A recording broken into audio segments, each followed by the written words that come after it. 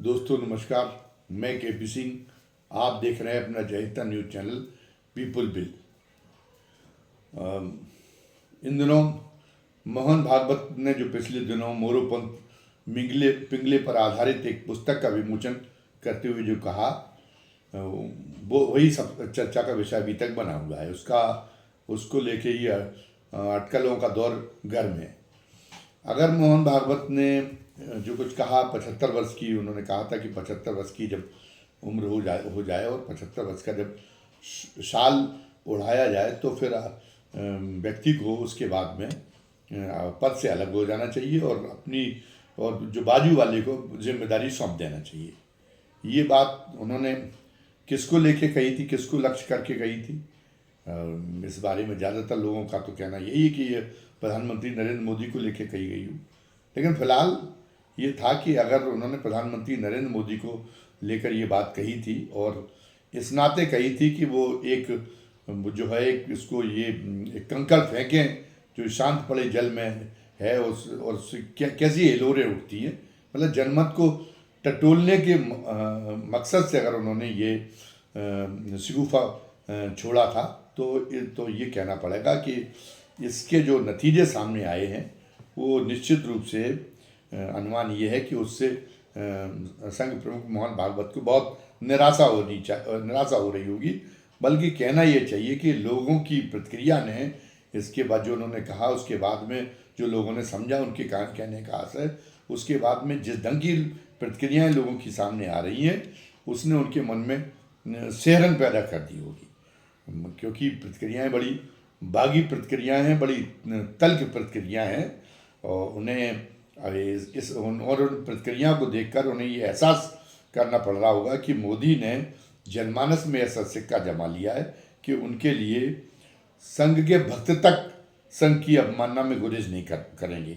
ये जो है ये लबो-लुआब है जो प्रतिक्रिया सामने आ रही है। अब चर्चा यह चल पड़ी है कि संघ प्रमुख के जो शब्द बाण हैं कहीं उनके लिए उन्हीं के लिए बूमरैंग न बन जाए, क्योंकि जो मोदी के 75 वर्ष पूरे होने जा रहे हैं 17 सितंबर 2025 को। उसके 6 दिन पहले खुद संघ प्रमुख के भी 75 वर्ष पूर्ण हो जाएंगे। तो अब लोग ये कहने लगे कि अगर संघ प्रमुख ने जो कहा है, अगर उस पर वो खुद पहले तो अमल करके दिखाएं। अगर जो कहा है, अगर उस पर जो है उसे करने के लिए वो खुद पहले इस्तीफा दें, ये एक मांग होनी बनेगी। तो एक तरह से संघ प्रमुख स्वयं ही घिर गए। उनके सामने ये परिस्थितियाँ, ये दबाव बढ़ रहा है कि वो मोरोपंत पिंगले के उसका अनुसरण करते हुए आदर्श का, और वो जो खुद इस्तीफा दे के और उदाहरण के रूप में स्वयं को उदाहरण के रूप में पेश करेंगे। और अब एक तरह से जुलाई का महीना, आधा जुलाई का महीना बीत चुका है और आधा महीना रह गया, और फिर अगस्त का महीना रह गया। तो मतलब बहुत कम थोड़ा समय रह गया। तो उसके पहले उनको ये जाहिर कर देना चाहिए कि वो किसको उत्तराधिकारी बनाना चाहते हैं, ये उनको जाहिर कर देना चाहिए। तो अब जो है जो चर्चा की दिशा है वो उल्टी हो गई। चर्चाएं एक उल्टे तरीके से चल पड़ी हैं। अगर संघ की इच्छा ये थी कि मोदी जिस तरह से बेलगाम तरीके से काम कर रहे हैं, जिससे तमाम तरह के प्रश्न चिन्ह लग रहे हैं, तो मोदी को नियंत्रित कर सकें। लेकिन ऐसा क्या है कि मोदी को नियंत्रित करने के मामले में संघ को कोई समर्थन प्राप्त नहीं हो रहा, अपने स्वयं सेवकों तक को समर्थन प्राप्त नहीं हो रहा। सवाल अब ये बन गया है कि इस कदर मोदी मैजिक का कारण क्या है। लोगों को उन्होंने कैसे इतना अंधभक्त बना लिया है कि समाज के लिए हर नैतिकता बेईमानी हो गई भारतीय समाज के लिए। अगर मोदी का सवाल आ जाए, इसका उत्तर अगर तलाशा जाए, तो इसका उत्तर ये है कि बहुत सारी सार्वजनिक जीवन में जो होता है उसको तय करने के पीछे अन्य फैक्टर के साथ साथ में एक समाज का एक जो सामूहिक मनोविज्ञान होता है, उसका फैक्टर भी एक काम करता है। तो अगर उस दृष्टिकोण से अगर गौर कर दिया जाए तो ये तो इतिहास हमारा बताता है कि हमारे कि इस भारतीय समाज ने कई बार जो है कई बार क्या बार बार पराजय का दंश झेला है, और ऐसी स्थिति में कहीं ना कहीं जो सामूहिक मनोविज्ञान है वो उसमें एक कुंठा का एक भाव उत्पन्न हो जाना, कुंठा का के भाव से घिर जाना उस जो सामूहिक मनोविज्ञान का है, वो एक जो है वो लाजमी है। उसके उसके परिणाम एक सामूहिक कुंठा के रूप में उसके परिणाम प्रतिबिंबित अगर होते हैं तो वो बहुत ही ज़्यादा स्वाभाविक है। और यही इसी का नतीजा है कि लोग जो है ऐसी कुंठा में पराक्रम और उदंडता का अंतर भूल जाते हैं। न्यूसेंस वैल्यू को, किसी व्यक्ति की न्यूसेंस वैल्यू को वह पराक्रम के बतौर लेते हैं। कुछ दिनों पहले इसी कड़ी में मैं वो भी संदर्भ देना चाहूँगा, पूर्व प्रधानमंत्री चंद्रशेखर जी की जयंती का, जो कुछ दिनों पहले थी, और उस मौके पर सोशल मीडिया के माध्यम से, जिसमें बीजेपी के लोगों की भी बड़ी संख्या थी, और जिसमें खास तौर से एक जाति विशेष के लोगों की एक बड़ी संख्या थी। उन्होंने पार्टी लाइन से ऊपर उठ के और जिस तरह से चंद्रशेखर का बहुत श्रद्धा भाव से स्मरण किया, तो वो एक इस संदर्भ में उसका उल्लेख करना जरूरी, जो हम ये कह रहे थे कि जो एक सामूहिक मनोविज्ञान में जो एक कुंठा जो व्याप्त है हमारे सामूहिक मनोविज्ञान में इतिहास के कारणों से, तो उसको जो है उसको समझने के लिए ये इसका मैं संदर्भ दे रहा हूँ। ये इसका संदर्भ चंद्रशेखर जी की जयंती का संदर्भ उससे जुड़ा हुआ है।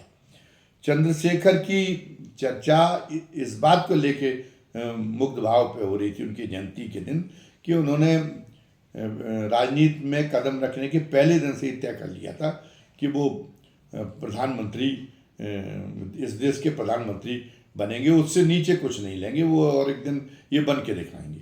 और आखिर में वो बने, किन परिस्थितियों में बने ये दूसरी सवाल है। और इस बीच में अपनी इस महत्वाकांक्षा में कहीं से मतलब कोई उनका वो न दिखाई पड़े, इस महत्वाकांक्षा से समझौता करने का कोई भाव न दिखाना पड़े। अपनी जो उनकी जो एक तरह से एक प्रण के रूप में एक कहा जाता नहीं कि भीष्म प्रतिज्ञा, तो भीष्म प्रतिज्ञा क्या है? भीष्म की प्रतिज्ञा जो है वो एक सामंती प्रतिज्ञा थी, इसलिए कृष्ण ने अंतिम समय में उनको, भीष्म जी को गलती का एहसास कराया था। भीष्म पितामह को, भीष्म को ये बताया था, उन्होंने कहा कि नहीं, जो व्यक्तिगत प्रतिज्ञा है उसको बहुत महत्व नहीं दिया जाना चाहिए, सामाजिक हित के हिसाब से जो है अपने संकल्प निर्धारित किया जाना चाहिए था। उन्होंने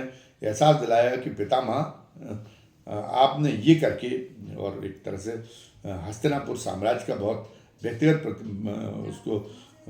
उसको प्रतिज्ञा को बहुत ज़्यादा महत्व देके आपने जो है हस्तिनापुर साम्राज्य का बहुत बड़ा नुकसान किया, भारतीय समाज का बहुत बड़ा नुकसान किया। उससे जो है आपने नियोग प्रथा के जरिए पुत्र पैदा करने पड़े। जब वो जो आपके जो भाई थे विचित्रवीर और चित्रवीर, वो जब उनका जो है बिना संतान के वो स्वर्गवासी हो गए, तो उसके बाद में आप तो प्रतिज्ञा किए हुए थे कि हम विवाह नहीं करेंगे, आप दे चुके थे। तो आप उस पर आपने इतना ज़्यादा अड़ियल रवैया अपनाया कि आप अगर विवाह कर लेते और वो जो है आपकी जो संतान होती, जो बड़ा पुत्र होता, तो उस समय के तत्कालीन नियम के, तत्कालीन संविधान के मुताबिक, और वो हस्तिनापुर साम्राज्य का महाराज बन जाता, तो कोई समस्या नहीं थी, कोई झगड़ा नहीं होता। लेकिन अब ये नियोग प्रथा के से जो है उत्पन्न पुत्र थे, तो उनके वो ये दावा नहीं कर सकते थे कि हम जो है उस कुल के, शांतनु के कुल के रक्त हैं, इसलिए जो महाराज हैं, अधिपति हैं, उनके कुल के रक्त हैं और इसलिए हमारे उस परंपरा के अनुसार अमुक बड़ा भाई है, उसको बनना चाहिए। तो ये नहीं हुआ। तो महाभारत का इतना बड़ा साम्राज्य छिड़ा, जिसमें कुरुवंश और पांडवों के दोनों के ही वंश के महापराक्रमी योद्धाओं को जो है उसका उसमें खेत हो जाना पड़ा और उस युद्ध में। तो उन्होंने कहा कि इस प्रतिज्ञा को ईश्वर ने इस प्रतिज्ञा को मान्य नहीं किया। यही कारण है कि मैंने क्या किया, मैंने आपकी इस दिखाने के लिए, उबारने के लिए कि व्यक्तिगत प्रतिज्ञा समाज से ऊपर नहीं है, ये दिखाने के लिए मैंने ये काम किया कि मैंने भी एक सांकेतिक प्रतिज्ञा की थी कि मैं जो है कृष्ण के अर्जुन के सारथी के रूप में काम करूंगा, लेकिन मैं हथियार नहीं उठाऊंगा। और फिर मैंने जानबूझ के ऐसी स्थितियां निर्मित की और उसमें अपनी प्रतिज्ञा भंग करने के लिए ही मैंने रथ का एक पहिया उठाया उसमें, और लोगों ने कहा कि देखिए प्रतिज्ञा भंग कर दी। लेकिन प्रतिज्ञा भंग उन्होंने वही एक समाज की जो एक गलत सोच थी, उस गलत सोच से उबारने के लिए की थी, और इसीलिए उस रूप में बाद में समाज की आंखें खुली और आज जो है समाज मुझे अवतार के रूप में स्वीकार कर रहा है। और आपको जो है, आपको उतना सम्मान तो मिल ही नहीं पाया, आपको अवतार के रूप में तो पूजा नहीं हो पाई, आपका बहुत सम्मान मिला, लेकिन महामानव के तौर पे ही तो मिला। आप में लोगों ने ईश्वर को नहीं देखा। और साथ साथ में ये है कि आपको कहीं ना कहीं ईश्वरीय प्रकोप है, जिसकी वजह से आपको ये दंड भोगना पड़ रहा है कि युद्ध में आप बाणों के शिकार होके और आप दम तोड़ देते तो कोई आपको ये यातनाएं नहीं झेलनी पड़ती। लेकिन अब आप पता चला कि बाणों की सैया पे आपका शरीर ढका हुआ है और आपको ये है कि आप दक्षिणायन में शरीर त्याग नहीं सकते, तो आपको उत्तरायण तक की प्रतीक्षा करनी है तब तक।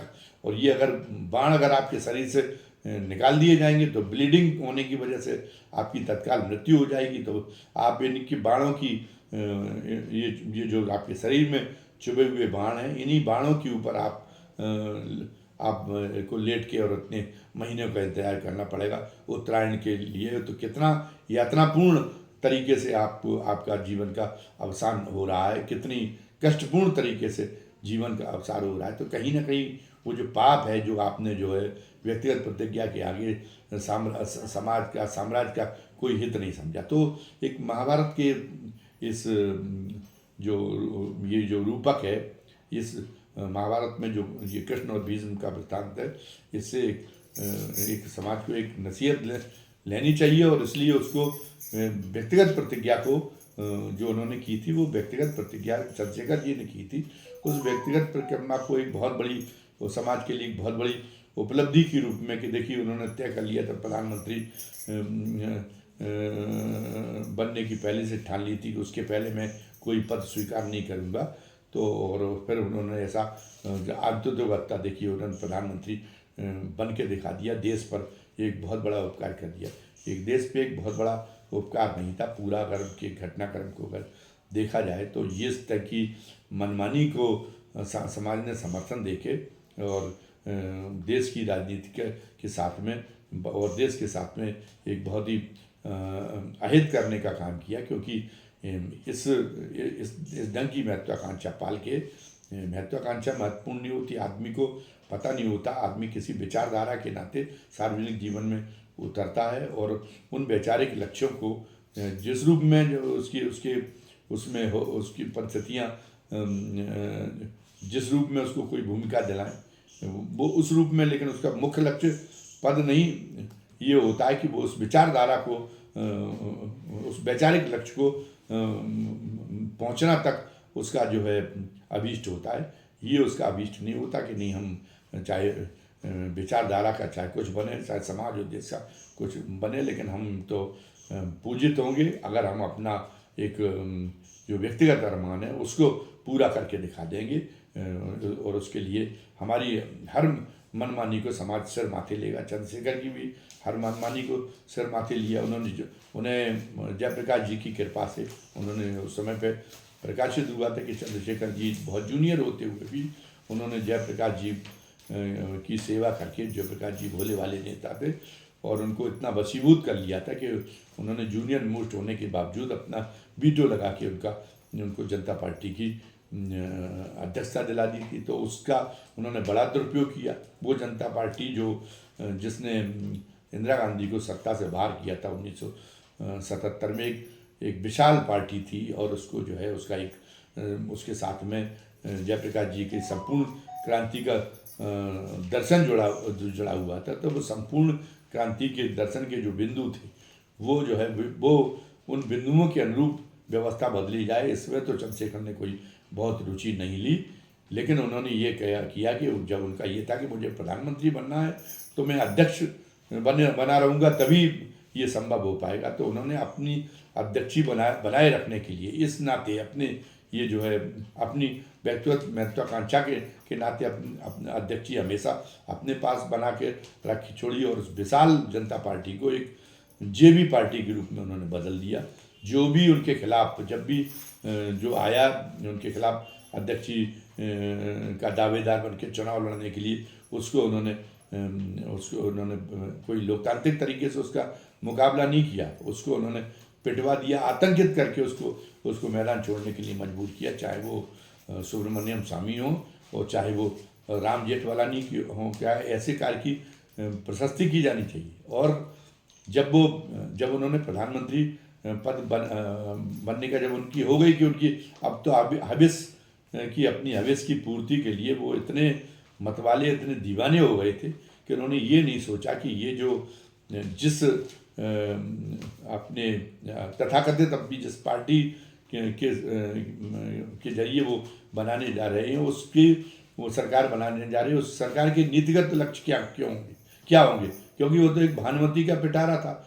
उनकी सरकार का हर मंत्री की अपनी एक अलग दिशा थी, एक अपनी अलग विचारधारा थी। सुब्रमण्यम स्वामी थे तो वो तो हिंदूवादी पॉलिटिक्स के हामी थे और वो धर्मनिरपेक्षता की बात करते थे। संजय सिंह थे तो संजय सिंह व्यक्तिगत कारणों से, क्योंकि सैयद मोदी हत्याकांड के मामले में उनको जो है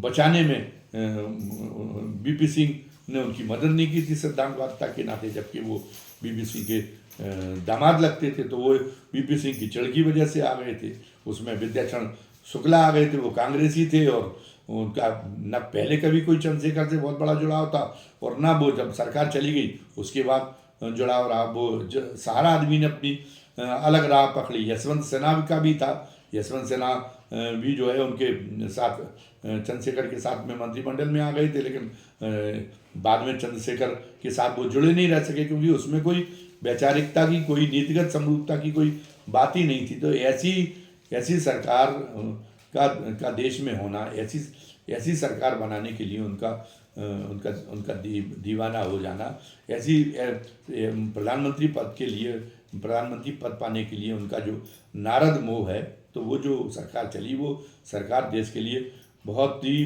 दुखदाई, बहुत घातक साबित हुई। वो उस समय पे एक बड़ा वो उस कालखंड को देश की प्रगति में एक बड़े अवरोधक के रूप में याद किया जाएगा। उस कालखंड में स्वर्ण भंडार, देश का जो स्वर्ण भंडार था, सरकार का जो स्वर्ण भंडार था, उसको नीलाम करने जैसे शर्मिंदगी भरी निर्णय लेना पड़ा, उसका ये था। लेकिन फिर भी लोग चंद्रशेखर जी को सराहते हैं, और क्योंकि लोगों के मन में ये बसा हुआ है कि न्यूसेंस वैल्यू को पराक्रम समझना, इसको वो समझते थे कि जो एक पराजय बोध का जो शिकार समाज है, उसको एक व्यक्ति में जो इस किस्म का उसका जो आचरण, इस किस्म का की जो मनोवृत्ति है, उसमें उसको उदंडता नहीं, उसमें उसको साहस और पराक्रम दिखाई पड़ता है। तो मोदी जी के मामले में भी कुछ ऐसा ही है।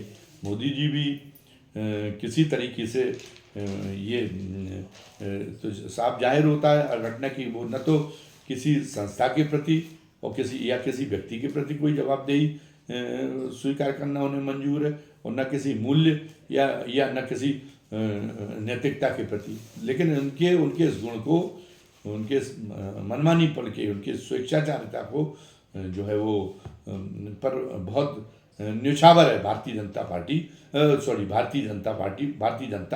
और भारतीय समाज। वो इसके कारण से उनके ऊपर बहुत ज़्यादा न्यौछावर है। संघ एक संस्कारित संगठन है, कई मामले में उसकी विचारधारा की आलोचना हो सकती है, लेकिन संघ के स्वयंसेवक, संघ के जो पदाधिकारी हैं वो बहुत सौम्य होते हैं, और वो उनके मन में लोकलाज का डर रहता है। तो जो मोदी जी जो करते हैं खुला खेल फर्रुखाबाद खुला खेल फर्रुखाबाद खेलते हैं, उससे उनके मन में जो है थोड़ी सी एक उनका मन विचलित होता है, उनकी जो अंतरात्मा को उससे कचोट पहुंचती है। तो स्वाभाविक है कि ऐसी स्थिति में संघ प्रमुख उनको ये उनको नियंत्रित करने के लिए और उनके बार बार तत्पर उठते हों, लेकिन बार बार उनको मुंह खानी पड़ सकती है। उनका तो वो मोदी जी के बारे में तो ये कि जो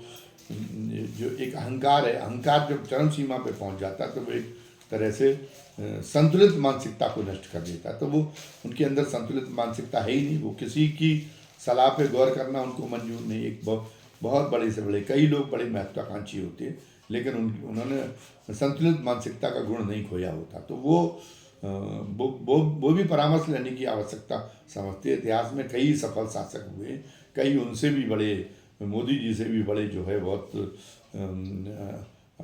निर्णय क्षमता रखने वाले शासक हुए, लेकिन उन्होंने परामर्श के महत्व को कभी भी अस्वीकार नहीं किया। पर मोदी जी तो परामर्श के महत्व को कि मुझे कौन परामर्श देगा, मैं तो अवतारी पुरुष हूँ, मुझे परामर्श देने की क्षमता किसकी है, मेरे तो शब्द ही ब्रह्म है। वो उसके शिकार हैं, इस प्रवंचना के शिकार हैं ये तो, क्योंकि हमने पहले ही कहा कि वो अहंकार की चरम सीमा में वो उनका जो है संतुलित मानसिकता उनकी नहीं रह गई है। उनकी मानसिकता बहुत एक तरफा मानसिकता है। तो इसलिए वो जो करेंगे, अब आपने वो एक तरह से कहा जाए कि शंकर जी ने जो गलती कर दी थी किसी को वरदान देने की, वैसी संघ ने अपनी गलती कर दी। तो अभी तो अब तो कुल मिला के निष्कर्ष ये है इस सारी चर्चा का कि संघ को परिस्थितियों को समझौता करते हुए संघ अगर अपनी इज्जत बचाना चाहता है तो उसको परिस्थितियों से समझौता कर लेनी चाहिए, परिस्थितियों से समझौता करते हुए चलना चाहिए। और वो समझौता ये हो कि वो जो है वो भी मोदी जी की सर्वोपरिता को स्वीकार कर ले, वो भी उस सर्वोपरिता के आगे नतमस्तक होने की जो है अपने मन में उसकी कर ले, एक स्वीकृति उसकी कर ले, उसके नतमस्तक होने की अपनी नियत की उनकी सर्वोपरिता के आगे, और उनके कामों में अड़ंगा डालने की बजाय वो जो कुछ कर रहे हैं उसको सिरोधार्य करते रहने में ही अपनी खैरियत समझें। फिलहाल जो है संघ प्रमुख के में अगर ऐसा आशय रहा भी होगा कि वो जो है वो उनको कि मोदी जी को ये कह के और हम अंततोगत्वा उनको घेर के और 75 वर्ष की उम्र में उनका इस्तीफा करा ही देंगे, तो उन्होंने जो सार्वजनिक रूप से उसकी अभिव्यक्ति की उससे तो उसके परिणाम तो मोदी को और मजबूत करने वाले रहे हैं। और आवाज़ ये हो रहा है कि मोदी तो नहीं जाएंगे, लेकिन मोहन भागवत को हो सकता है कि जाना पड़ जाए। तो ये तो स्थिति मोदी के लिए और बहुत ज़्यादा अनुकूल रहेगी, क्योंकि मोहन भागवत का जो उत्तराधिकारी आएगा वो उत्तराधिकारी पहले से ही मोदी के सामने अब एक पराजित मानसिकता को लेके आएगा। वो पहले दिन से ही इस सबक को सीख के आएगा कि मोदी जी से भिड़ना नहीं है। मोदी जी के एक तरह से एक अनुचर के रूप में हमें संघ को चलाना है, ये धारणा लेके आएगा। अभी की वीडियो में बस इतना ही। धन्यवाद। जय हिंद, जय भारत।